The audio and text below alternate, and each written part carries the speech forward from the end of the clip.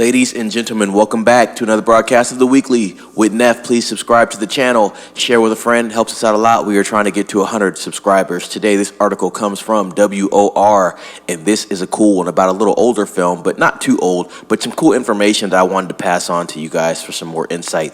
It reads from Jordan Rumi, Ant-Man 3 had a budget of $388 million. I did not know Ant-Man's budget was that big. I did know that it was like over 200 million, something like that, but 388. I don't know if this is accounting for marketing as well, but if this is the production budget, wow, those are big numbers. Let's read into this article, guys. The latest financial reporting from Forbes has Disney/Marvel's Ant-Man and Wasp Quantumania costing around $388 million. Somehow the film barely broke even, earning a net profit of $88,236. And I'm going to continue, but if a movie costs you $388 million, it's not really breaking even. With a profit of $88,000, if you were to put $388 million into a project, you want to see at least profits of $50 million to $150 million easily, or maybe even double what you put in altogether. So $88,000 that you're getting out of this film that you invested $388 million into, I wouldn't even consider that anywhere near profitable. But let's continue.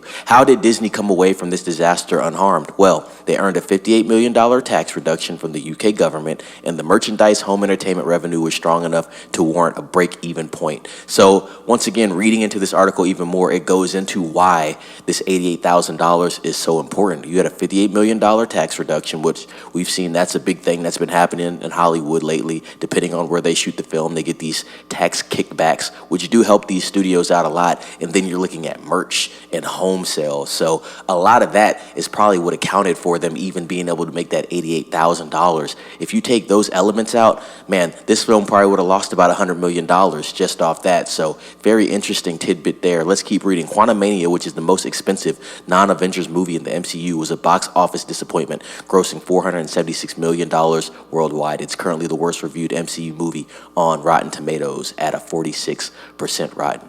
Wow, I'm surprised the Marvels isn't on here. That's interesting.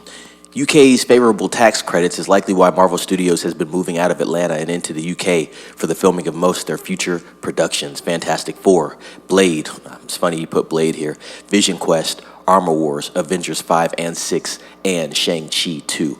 And that is the conclusion of that article. So pretty cool article, guys. I don't know if you guys heard anything about this as far as Ant-Man and just how much that film cost. If you guys did watch Ant-Man, let me know what you thought about it. I know a couple people that did watch it. I did not watch this Ant-Man film.